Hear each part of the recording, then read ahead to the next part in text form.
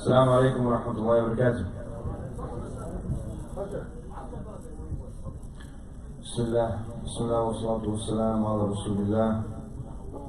Bismillah. Allahumma salli wa sallim wa barik ala Sayyidina Muhammad wa ala ali Muhammad wa ala al-mursaleen wa ala ahlihim wa man tabi'ahum ila yawm al-din. Wa akhir da'wana alhamdulillah rabbil alameen. Jazakallahu khairan for your time. May Allah subhanahu wa ta'ala reward you all, inshaAllah. If you were here yesterday, alhamdulillah, we went over the why. Why do we do dawah? Why should we do dawah? We went over what is dawah. And alhamdulillah, inshaAllah, I just want to briefly recap on the benefits of dawah and the why, inshallah, before we get into the how. So one very important thing, I'm not sure if I mentioned this yesterday, but every one of us has to understand, young, old, youth, elder, male, female, dawah is an obligation upon each and every one of you. Dawah, calling to Allah subhanahu wa ta'ala, is an obligation, it's a fard on every single one of us. And most of the scholars agree that if you are in this country, which is a non-Muslim country, then it should be for 3 reasons. And if you're not doing one of these 3 reasons, then you should be living in a Muslim country. Okay? The first is if you are seeking medicine that is not available in your country. You come here, you get the medicine, and you go back. Okay? So medicine. The second is if you need to get an education that is not available in your country, you can come, get the education, and then go back to a Muslim country, because it will be safer for you to be in a Muslim country among the Muslims. How many of our Muslim brothers and sisters, unfortunately, have we lost? You guys probably know some Muslim brothers who have deviated from the true path, and as well as sisters. So it's dangerous. This is why there are conditions. And the third, in order to stay in a non-Muslim country, is giving dawah. So if you're not here for medicine or education, and by education I don't mean high school, elementary school, and college, I mean a specific field of knowledge that you want to learn to take back to the Muslim country. The third is dawah. So if you're not giving dawah, then really there's going to be a problem with when you are standing before Allah subhanahu wa ta'ala and He's asking you, why were you in this country? And you say, I don't know, I was just chilling with the homies, kicking it back. It's not a good enough reason. Okay? So dawah is an obligation upon you. Period. You have to understand this. That if you are not calling people to Allah subhanahu wa ta'ala on a daily basis as best as you can, and you are not increasing your knowledge so you can do it better, then you are failing in your obligation. So dawah, being an obligation, is a very important matter for us, because Allah subhanahu wa ta'ala tells us clearly in the Quran, as I mentioned yesterday, in chapter 16, Surah Nahl, verse 125. If you have an English kitab, you can open it up and read it. It says, invite to the way of your Lord, and this is a fa'al, this is an amr, a command, that Allah subhanahu wa ta'ala is commanding us to invite to the way of your Lord with wisdom and preaching and talking in a nice way. And speak with them in a way that is better. And choose the best way to talk to them. Truly your Lord knows best who has gone astray from the path, and He is best aware of those who are guided. So Allah subhanahu wa ta'ala knows who's going to be misguided, who's going to be guided. And wallahi, listen to me, listen very carefully. Allah subhanahu wa ta'ala is going to guide people with or without us. Allah subhanahu wa ta'ala is going to guide people with or without us. He doesn't need us. We need Allah. He doesn't need us to come and pray. We are benefiting Him with nothing. We do nothing by praying to Allah subhanahu wa ta'ala. He doesn't benefit. Does He benefit? Does He benefit? $1 million in sadaqah, does He benefit? Does He need your $1 million? Akhwan, does He need your $1 million? He doesn't. Allah subhanahu wa ta'ala doesn't need nothing. He doesn't need nothing, bro. We need the $1 million. It's going to benefit us on Yawm al-Qiyamah, not Him. Subhanahu wa ta'ala. So the da'wah is going to happen regardless whether you're here, you're dead, you're not, you're there. It doesn't matter. It's going to happen. But we should wish that it happens with us. And that's why we have to make sure that we're trying and always asking Allah to use us for His deen. Oh Allah, use me for your deen. Oh Allah, please allow me to do something for the deen, Ya Allah, with sincerity and following the sunnah of Muhammad sallallahu alaihi wasallam. And then another surah, Surah Al-Imran, chapter 3, surah number 3, chapter number 3, verse 104. Allah says, let there arise out of you a group of people that invite people to that which is good and forbid that which is wrong. And it is they who are successful, as I mentioned yesterday. Once again, this is a recap of da'wah, why, okay? Now, when we say invite people to good and forbid people from the bad, maybe you might think that's only to Muslims. It's not. It is to every single human, Muslim and non-Muslim. So within us, within the Muslims, we should be helping each other by encouraging each other to do good and forbidding each other from doing haram. That's our duty to each other. So you see a brother, وَلَعُوذُ بِاللَّهِ, drinking alcohol, for example. You just walk by him, hey, Muhammad, Assalamu'alaikum, how you doing, man? I hope not. No, you should go up to him and in a nice way. I'm not saying slap the bottle out of his hand either. We have to have wisdom when it comes to giving advice. You kindly give him advice. Akhi, subhanallah, man. What's wrong, man? What's going on? You need somebody to talk to, man? Let's talk. You don't shame him in front of everybody else. And everybody starts laughing at him. That's not good da'wah either. We have to sincerely wish the best for our brothers and sisters. Okay? So, and also understand that the Prophet ﷺ, he said, convey about me, spread my message, even if it's one ayah. So, is Muhammad ﷺ the final prophet? Are you sure? No more prophets after him. Any more revelation going to come from Allah subhanahu wa ta'ala? More revelation?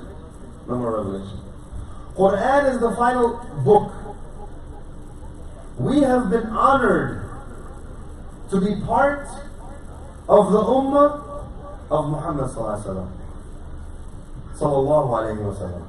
We have been honored to be part of the ummah that Allah subhanahu wa ta'ala chose, that He will send a complete way of life. Imagine if we were part of the ummah of Nuh alayhi salatu or Musa alayhi salatu. There will be more prophets, more everything, and our book is not yet complete. But alhamdulillah, we have a complete book.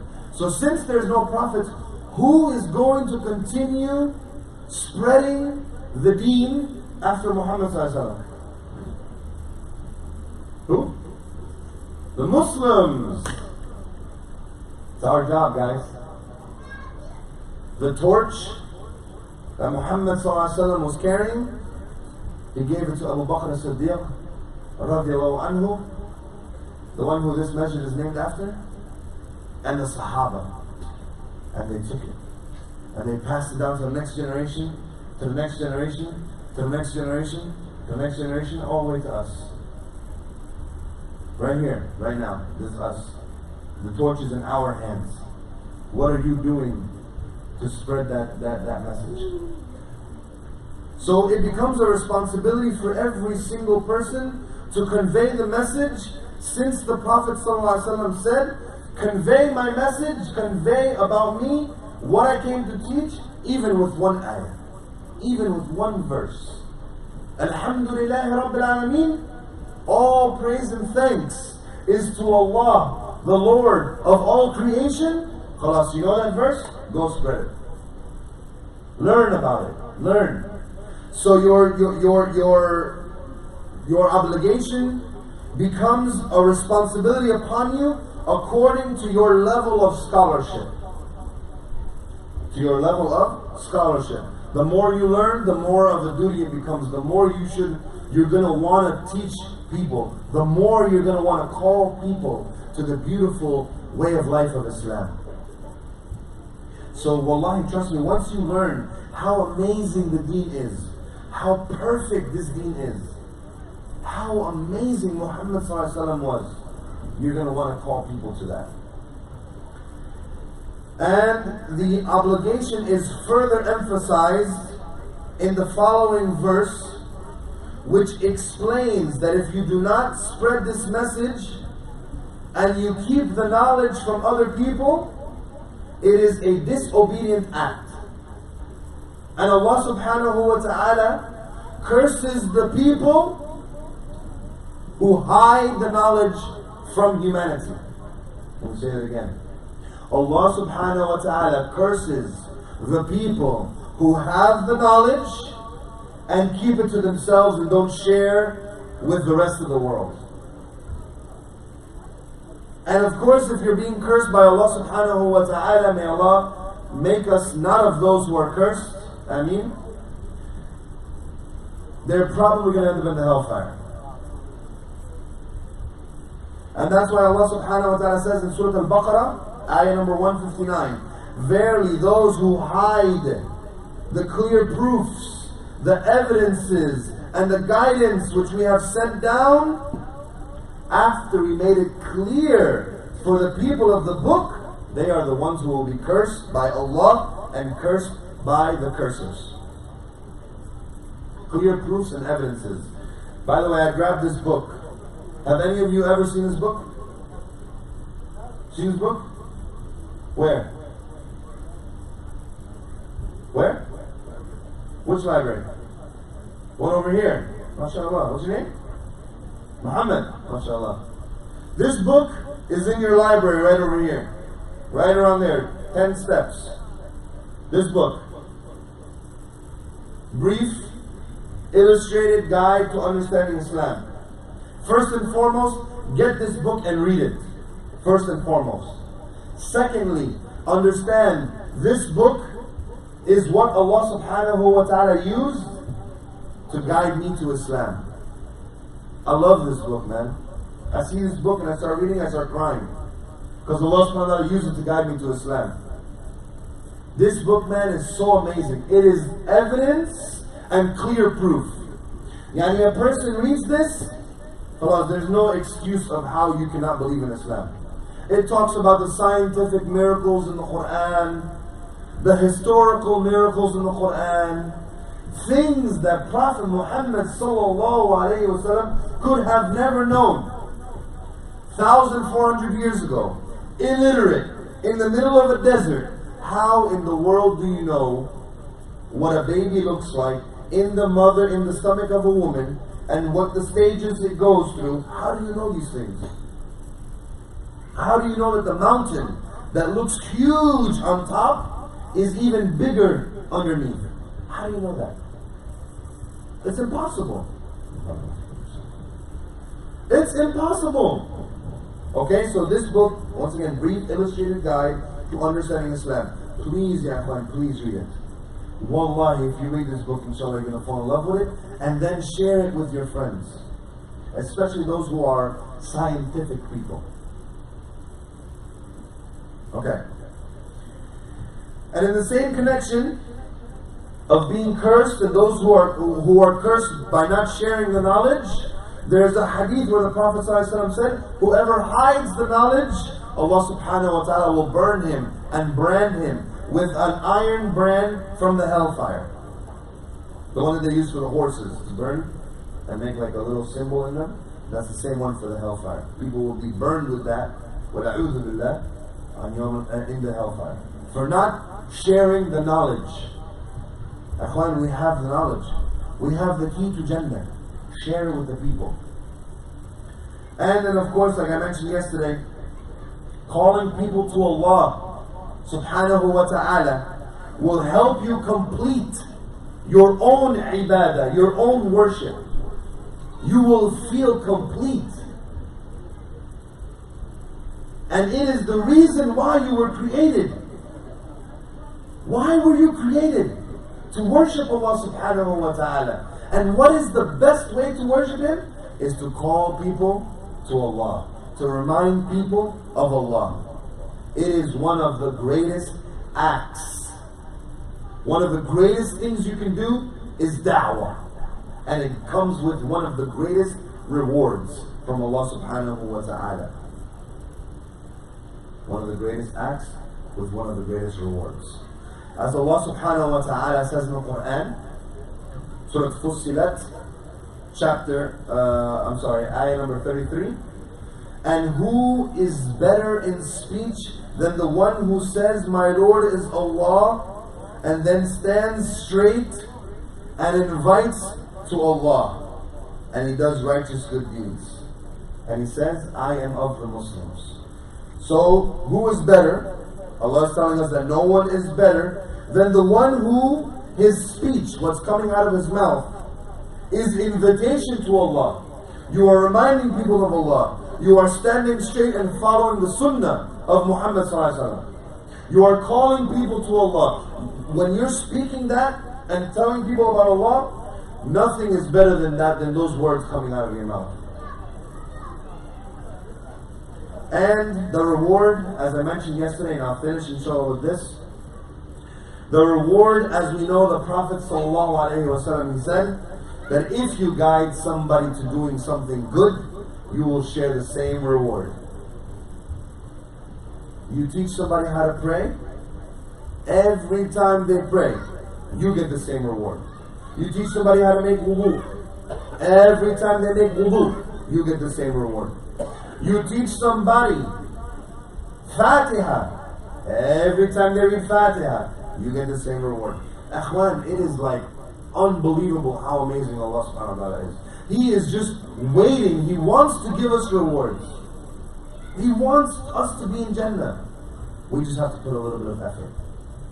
And of course, another hadith, he swears in Allah's name, and he says, by Allah, if Allah were to use you to guide one person, it is better for you than the best type of camels, and in today's day and age, we would say the best type of cars. Bentley, Lambo, Ferrari, you name it, better than that. So imagine you have a warehouse filled with the best type of cars. If Allah uses you to guide one person, it's better than having a warehouse filled with all the best kind of cars you can have. So which one do you want? The warehouse of cars or that one person? That's what you have to ask yourself. Alright, so now coming to the how. Okay, now coming to the how, inshallah. 12:45. Okay. Good? Okay, so. Alright, now. We kind of put some methods together because there's different ways of giving dawah. And at the end of the day, you have to observe who you're talking to. So dawah to a Christian is going to be different than dawah to an atheist. Dawah to an atheist is going to be different than dawah to a Jew. Dawah to a Christian is going to be different than dawah to a Muslim. We can give dawah to Muslims. We can call Muslims back to the way of Allah. We can remind them about the good things to do that will please Allah subhanahu wa ta'ala. Okay? So, let me just give you the basics though. Okay, it's called GORRAP. G-O-R-R-A-P. It stands for something. Okay? G-O-R-R-A-P. So the first G is God. O means oneness. The first R means revelation. The second R means religion, deen. Then the A means to attract. And the P means prophethood. G-O-R-R-A-P. Okay? So, first and foremost, when you're giving dawah, especially if you, inshallah, when you guys sit up at a dawah table, you want to establish common sense, common ground. Okay? So, I kind of use this sometimes, especially if I'm talking to a Christian. Because unfortunately, if you will get into the dawah field, inshallah, you will see the Christians, they were raised to just believe without even thinking about, does it make sense or it doesn't make sense. So you can give them a very logical argument, but their brain just accepts, no, I have to believe Jesus is Son of God, Jesus is Son of God. Okay, but this is logical. No, Jesus is Son of God. Like, khalas, they're closed. So I like to establish common grounds. So I asked them, if someone came and knocked on your door 3 o'clock in the morning, 3 o'clock in the morning, what's going on? You wake up, you look in the little hole, and you see a guy who's wearing a skirt, no shirt. And he says, you said, can I help you? And I said, I'm here to fix your plumbing. I'm here to fix your toilet. You gonna let him inside your house? Huh? Why? You will let him inside your house, right? Maybe. Yeah, 3 o'clock in the morning, yeah. You have to see their answer. Would you let somebody in your house 3 o'clock in the morning? He's not wearing anything, just a skirt. No ID, no, plumbing company shirt, nothing. Of course you're not going to let him inside your house, right? Some Christians will say, yes, of course I would. Let him in, let him sit down, give him some shah. Shah? 3 o'clock in the morning? Come on, bro. Or you can say, would you cross the street and close your eyes? Busy highway. You would cross the street, close your eyes? No. Hopefully they say no. You get some people who say yes. Okay. Once you establish that they have some kind of common sense, then you move into God. This is for atheists. Okay? If you're talking to a Christian, you don't have to establish that they believe in God. They already believe in God. Or a Jew. They already believe in God. This is more for the atheists. There's 2 types of ways to prove that God exists. If an atheist comes to you, what's your name? Abdulqadir. Somebody comes to you, Abdulqadir, and says, I don't believe in God. Can you prove it to him? He says, prove to me that God exists. What would you say? What? He created everything. Okay, that's a pretty good reason. That's good. So this is called design. So there's 2 types, design and causality, meaning there has to be a cause. There has to be, every cause has an effect. That means that, let's begin with causality. And this is talked about in the Quran, subhanAllah. Allah subhanahu wa ta'ala mentioned this already in the Quran. He tells us, subhanAllah, what surah is this in? Inshallah, I'm going to get you the surah inshallah after salah. It's going to bother me now.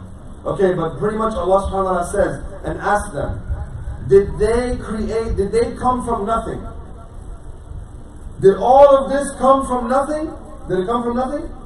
No. And most people who are logical will tell you, yes, it didn't come from nothing. Okay? Even the atheists, like the hardcore scientists, atheists, they say that everything started as a small piece of mass, and then it's separated. Okay? Which is in the Quran too. And then you ask them, did you create yourself? Did your mom create herself? Did she create herself? No. This is the argument in the Quran.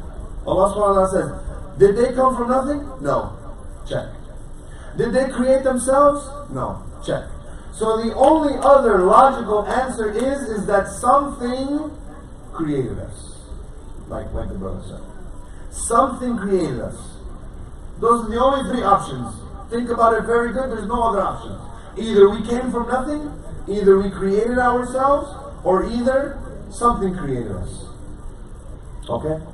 So now, since we came to this realization that something created us, now we have to understand what created us. What is this creator? What kind of creator does it have to be? This creator, ya akhwan and akhawat, has to be unlimited, all-knowing, self-sufficient, doesn't need anything, and infinite, can never die. If this ultimate source dies, then we're all gone. So you start to make them understand there has to be a creator from the causality part. Everything has a cause. We are here, has to have a cause. And then they might get into asking you, well then who created God?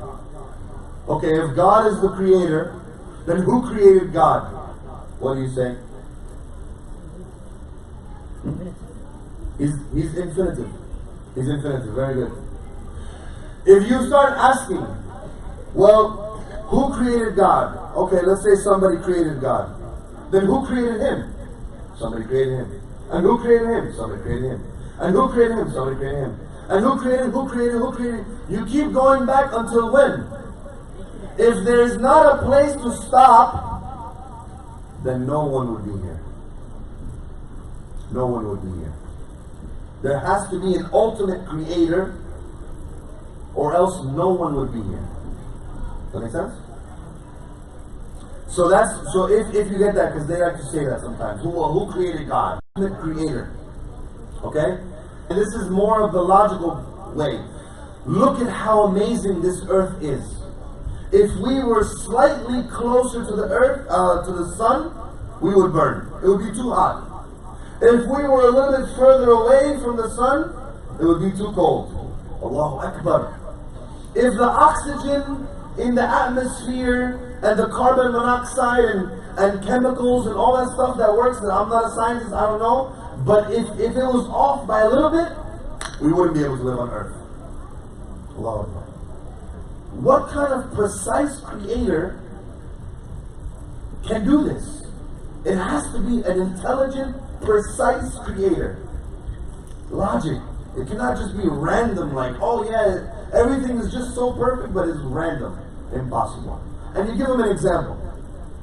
You tell them, if you're walking in the desert and you find a Mercedes-Benz, and inside the Mercedes-Benz is the keys, would you ever come to the conclusion that this Mercedes, with time, thunder hitting the sand made the glass, and then it made the rubber wheels, and then it formed the car, and then it just, out of nowhere, would you ever come to this conclusion?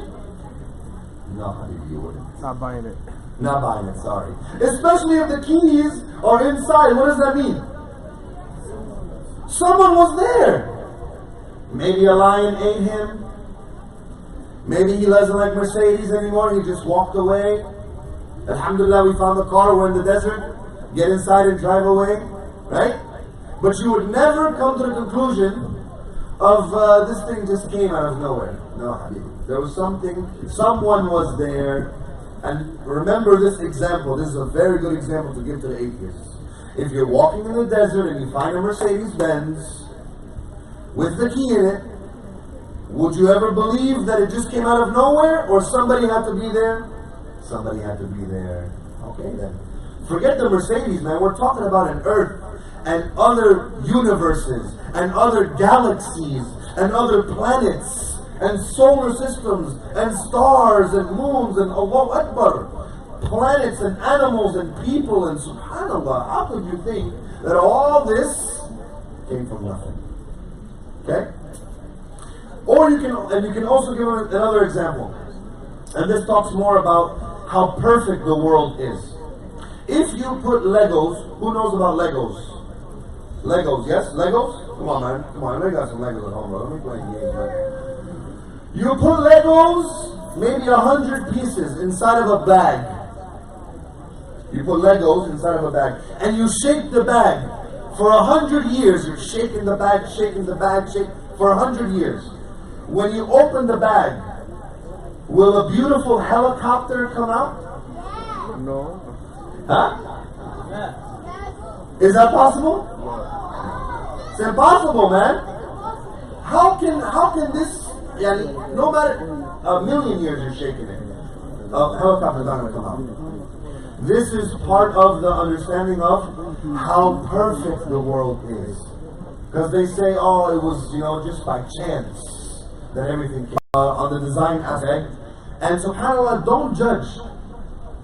I was standing in the Dawah table one time, and wallahi, this guy, I think, was like 7 feet tall, huge, and wallahi, he had like purple, red, green, orange, weird. I don't know, his clothes, he looked like a clown. He looked like his job was a clown, and I'm talking about like a real clown, like the one from the circus. That's what he looked like. And he was walking in the street, and his face was makeup, white and green, and it was weird. And subhanAllah, in my heart, in my mind, I was like, this guy is not going to be interested. He walked by the Dawah table, he saw the sign. We have a banner, the Dawah table, like we had one after Jummah. And he came to the Dawah table and he said, can I have information about Islam? My mouth dropped. I was like, what? You can't judge. I judged. And subhanAllah, Allah subhanahu wa ta'ala made him come to the table to show me don't judge. So it doesn't matter who or what, try. Now some things that we will come across by giving dawah, okay? Some of the obstacles, some of the things that you might find difficult. The first thing is, some people, they want to see immediate results. So some people, they think, I'm going to give him the pamphlet, tomorrow he's going to become Muslim. It's not how it works. It's not a microwave. You don't put it 1 minute, ding, and it's done. No. It takes time. That might happen though with some people, subhanAllah, sometimes you give one of the brothers was telling me, a woman came in his car, he's an Uber driver, 15 minutes to where she had to go, talking to her about Islam, she became Muslim, subhanAllah. It happens, but don't expect it, okay? Another thing that you need to understand, you need to look for signs. If you're talking to a person and they have a cross, right? They have the chain with the cross. You need to understand this person's a Christian, right? Look for signs. If you're talking to them about, do you believe in God? And, God really exists because of this, you're wasting your time. Why? Because they believe in God, right? So you have to analyze the situation. The third thing that people say, I don't have enough knowledge. To give dawah, some people think you have to be a sheikh. Not true. The Rasul said, بَلَّغْ عَنِّي إِلَّا one verse. So even if you know a little bit, the important thing is niyyah safia. You have to have a good niyyah, and you go, hey, how you doing? This is Islam, check it out. That's the important thing. Some people say, I myself need da'wah. I need dawah before I go and give dawah. I'll tell you something. When I first became Muslim, I was doing a lot of things that I'm not doing now. Alhamdulillah. I used to talk to people, give them dawah, while I was smoking a cigarette. And of course they looked at me like I was crazy. Islam? You guys smoke cigarettes? Right? It was crazy. But what I realized is that, I am an example of Islam. I am, and the sisters, this is actually mainly for you sisters, because you sisters are wearing hijab all the time. So you sisters that are wearing hijab are a walking commercial for Islam. Brothers, if you walk around in a khamis, you are a walking commercial for Islam. People are watching you. So it's going to help you to become better and try to be a better example of Islam. Inshallah. Some people are very, very shy. Okay? Just try it. Like I said in the khutbah, if you don't know what to say, hi, how you doing? Just give them a pamphlet. Maybe they're going to throw it out, maybe they're going to read it. And I kind of went over this. Another thing that you're going to come across, you talk to somebody for 5, 10, 15 years and you just say, man, this guy's not going to become Muslim. You never know. Allah subhanahu wa ta'ala guides, not you. Alright? So these are some of the things that we come across. Quickly, some of the things that we as Ask a Muslim do, and just to correct the Sheikh, inshallah, I'm not the founder of the website or Ask a Muslim, I'm just a volunteer. The founder is Dr. Marwan, he's in Ohio, alhamdulillah. Brother Mustafa, alhamdulillah, he's the Dawah table coordinator, and we're here with Sheikh Muhammad Hassan, who is the vice president, alhamdulillah. So I'm not the founder, I'm just a volunteer. Barakallahu feekum. Okay, really quickly, some things that we do with Ask a Muslim. We have pamphlets, okay? We have group dawahs, we set up in colleges, we set up on the streets, we put a table, we put a banner, and we talk to the people. We do internet dawah. Most of the shahadas are coming in right now through the internet. Because subhanAllah, on Facebook, we have over 1 million followers, alhamdulillah, takbir. Allahu Akbar. Over 1 million followers, and a lot of people are asking us questions online. Another type of way you can do dawah is indirect dawah. How? You go to work, okay, and in your break room or in your college, in the place that you see the students hanging out, you just leave some of these. Walk away. Maybe somebody will come, Islam, and they will read it. Allahu Alam. Somebody that I know personally became Muslim because they found the Quran on the bus. They took the Quran and they started reading it, they became Muslim. You never know. Wallahi, you never know. We also do billboards. We do big signs. Okay, we have shirts, we have bumper stickers, inshallah. We're gonna send some over here, inshallah. If you want to put some on your car, they got some really good messages, inshallah, to get the people curious. We have a 1-800 number. We do food pantry, alhamdulillah. We feed many poor families, alhamdulillah rabbil alameen. Okay, this is a very important part. The do's and the don'ts. This is probably the most important part, or one of the most important parts, okay? The do's and the don'ts. So let's talk about the do's, okay?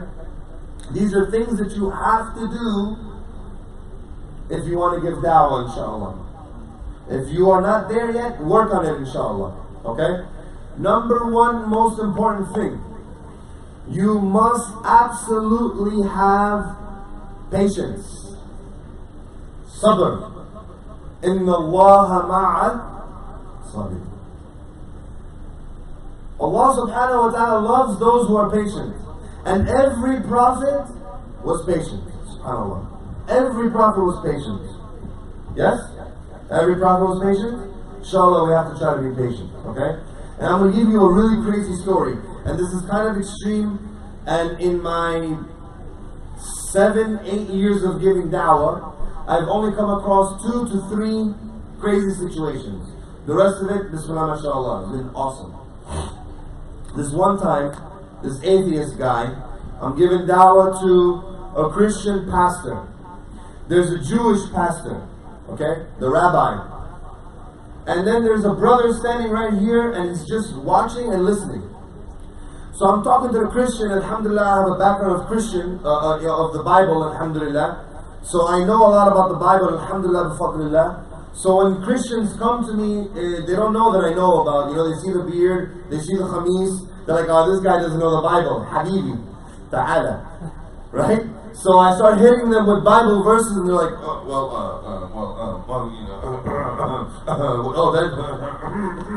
and then when they get nervous, they have to go. So that's what happened. The Christian guy, he left. He said, I'm going to research what you told me, I'm going to leave. I'll come back. The Jewish guy, alhamdulillah, gave him some points. He had to leave. He couldn't answer my points. Then, as I'm talking to the Jewish guy before he left, some atheist guy came up to the table. He said, your Muhammad is a rapist and he's a child molester. What did I do? I punched him in the face. Right? No, you're not supposed to punch him in the face. Don't punch nobody in the face, please. Camera, don't punch nobody in the face. Okay. I did not, right? Of course, inside of me, and this is now me. Before I would have probably what? But now, alhamdulillah, sabr, right? So of course I had to just 3, 2, 1, 3, 2, 1, 3, 2, 1. Brother, don't you see I'm talking to somebody? Please don't be rude. Give me 5 minutes if you want to talk. Just wait and I will talk. No, I don't have time for you. Your Muhammad is a rapist. Here you go, man. Here's a pamphlet about Muhammad. Take it, inshallah, and read it. Go ahead. He took the pamphlet, he ripped it, and he threw it on the table. The guy is watching this whole thing. It's like a movie now. He has the popcorn, And the atheist, he's like, he's ripped it and he starts walking away. I said, hey man, may God bless you.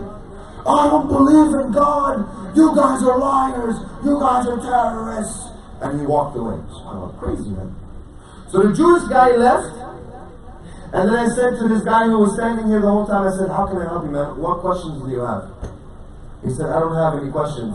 I only have one question. How do I become Muslim? Allahu Akbar. How do I become Muslim? I didn't say nothing to him. I said, how do you become Muslim? You want to become Muslim? He said, yeah, man. I said, okay. I was shocked. I was like, okay.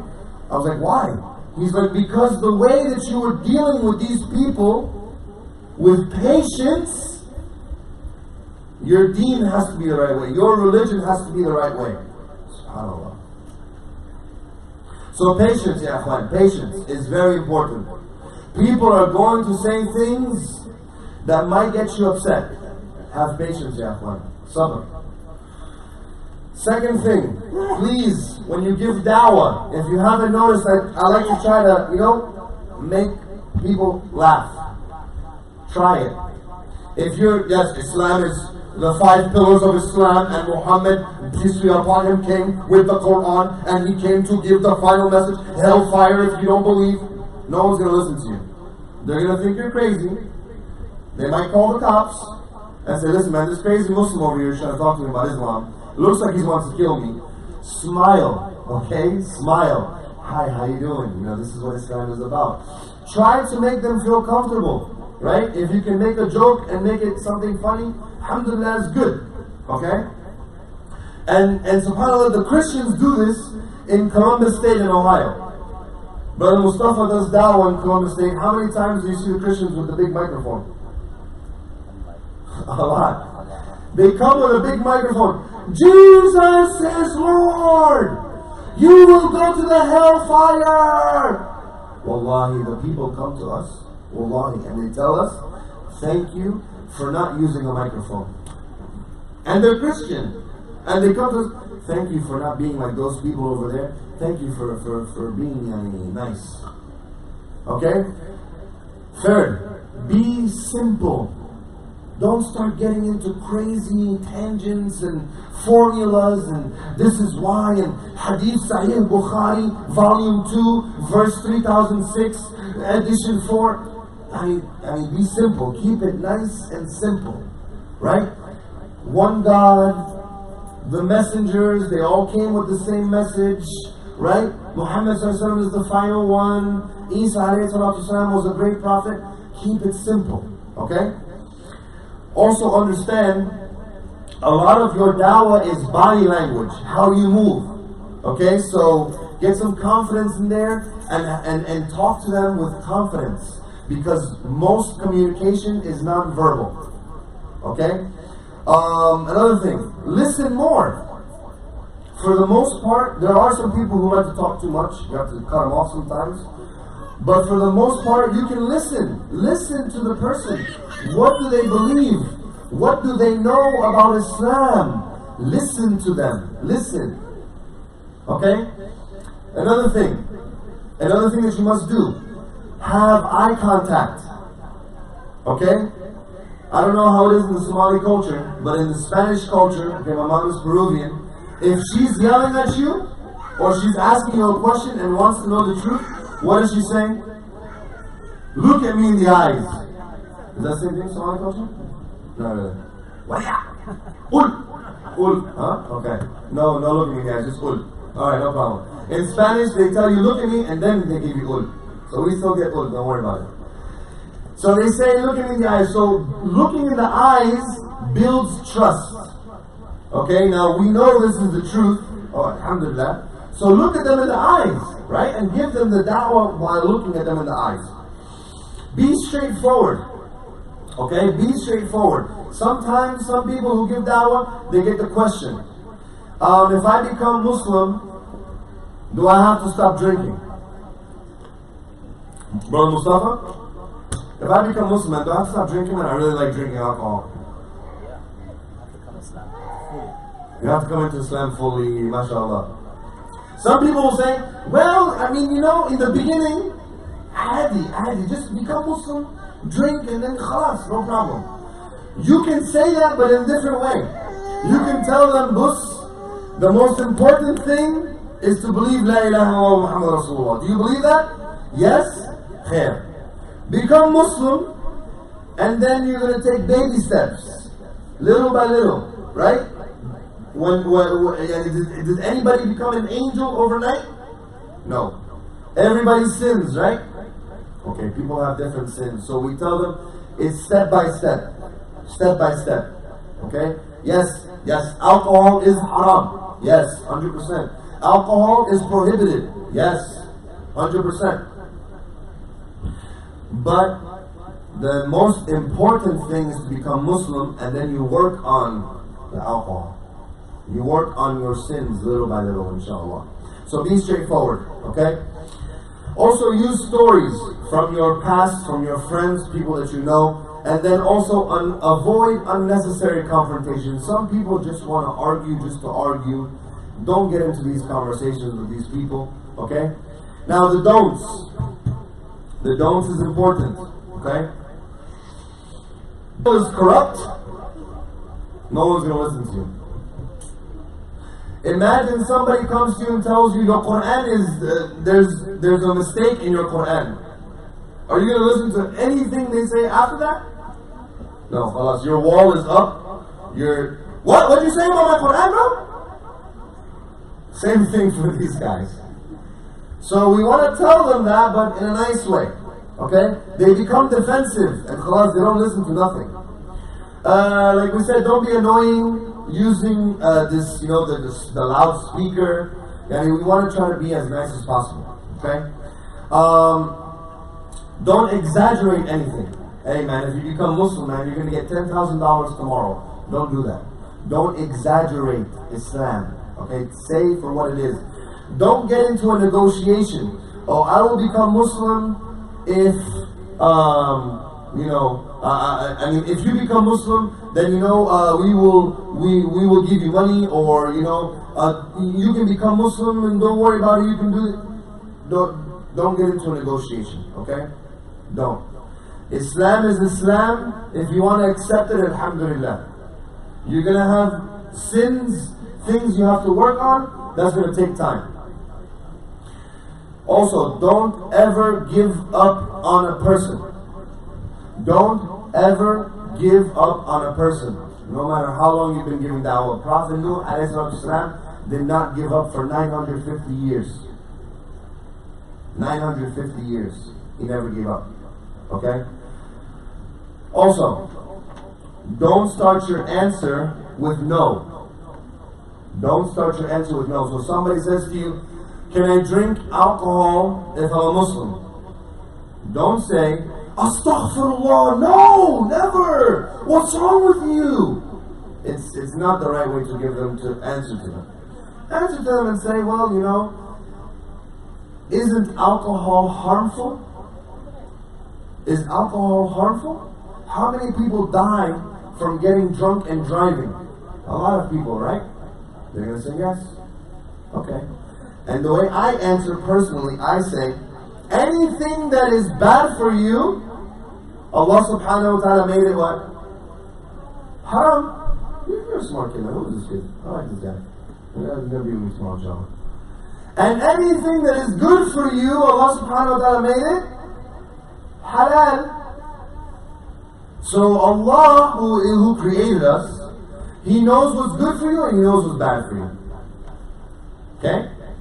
So that's a much better way of saying, no, astaghfirullah, how could you? Alcohol, astaghfirullah, you slap the water. Yeah, it's a bad way, thank you. And also finally, don't interrupt. Okay? Don't interrupt to the best that you can. Sometimes you have to interrupt, but as a general rule, don't interrupt. You're going to come across some Christians who are they just want to talk the whole time. Sometimes you have to interrupt a little bit, okay? I'm sure you came across those guys, right? Okay, we're almost done, inshallah. We focus a lot on patience because wallahi, patience is one of the biggest things that you have to have as a dad. Wallahi. And so, in the Quran, Allah subhanahu wa ta'ala told Muhammad sallallahu alayhi wa sallam, He said, indeed messengers before you, O Muhammad, were denied, rejected, and they patiently took it.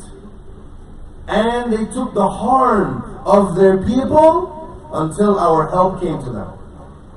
They took the harm of their people until our help came to them. Alhamdulillah, for the most part, you're not going to come across harm.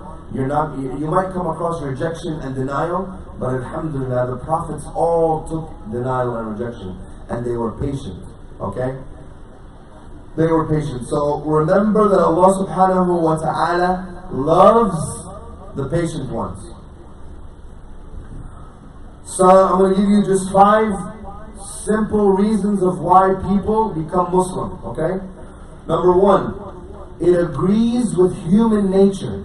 It makes sense. Logically, Islam makes sense. I don't know if you brothers or sisters have taken the time to research Islam. If you haven't, I want you to ask yourself today the very most important question. Why are you Muslim? It's a very important question, Akhwan wa Akhawat. My dear respected brothers and sisters, let me say it again. You have to ask yourself tonight, why are you Muslim? Because if your answer is, well, I was born Muslim, I was raised in a Muslim country, my family is Muslim, my friends are Muslim, might as well be Muslim. Not a good answer. I am Muslim because I researched about Islam, I studied other religions, and alhamdulillah, Allah subhanahu wa ta'ala guided me because I used my logic and Islam makes sense. And I can give you the reasons, very specific reasons. One of the most important and major reasons for me is the science in Islam. I read a book, it's called A Brief Illustrated Guide to Islam. I think they have some actually in the Maktab, okay? And subhanAllah, it's amazing, man. It talks about how in the Quran, Allah subhanahu wa ta'ala says that the universe is continuously expanding. The universe is continuously expanding. They just discovered that in the last 100 years.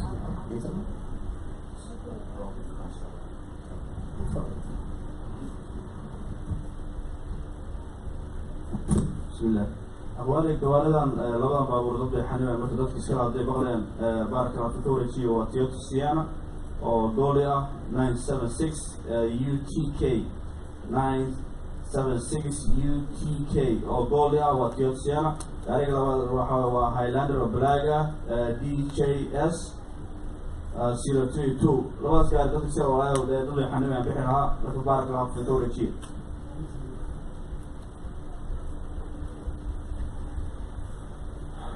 So the universe continuously expands.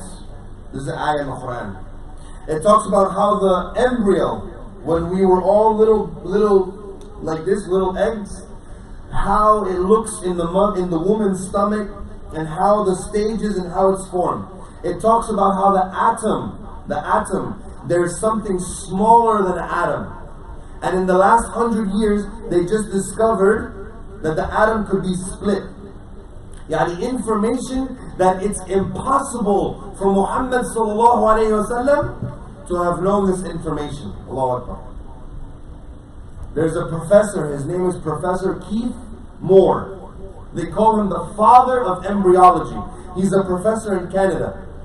He studies the stomach, the baby, how the baby looks, the stages, and everything. They call him the father of embryology. Like, he is very smart.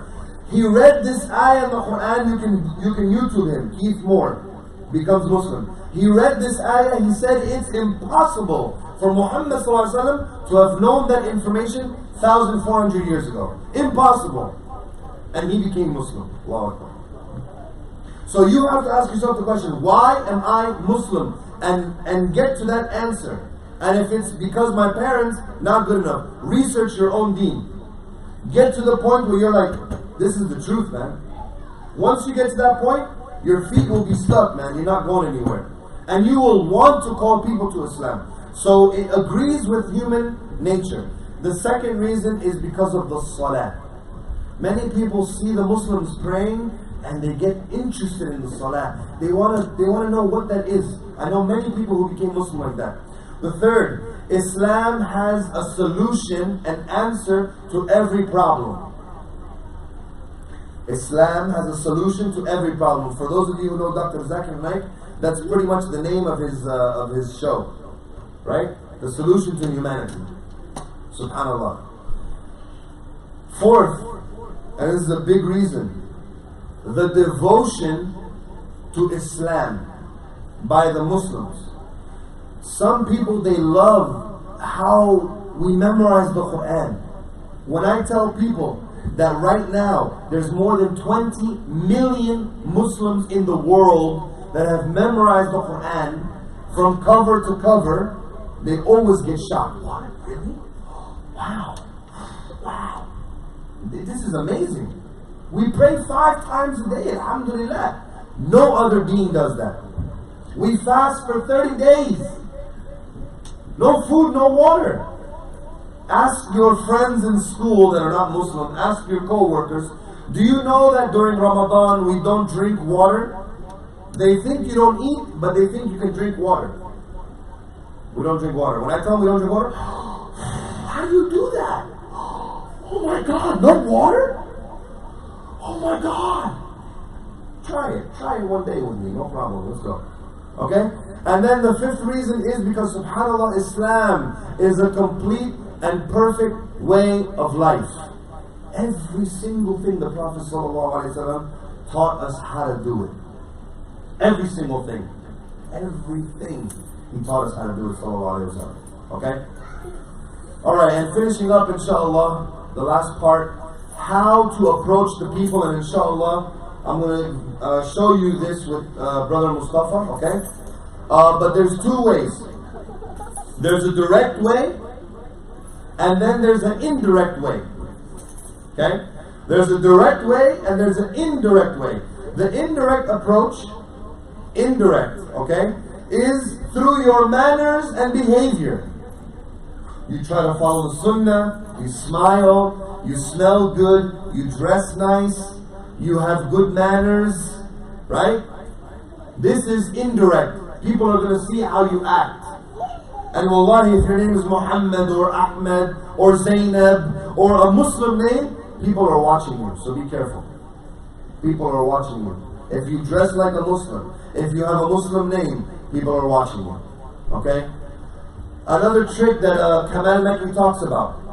Maybe somebody's sitting here and they're not Muslim, this is indirect, and you're talking to your friend about Islam. Okay?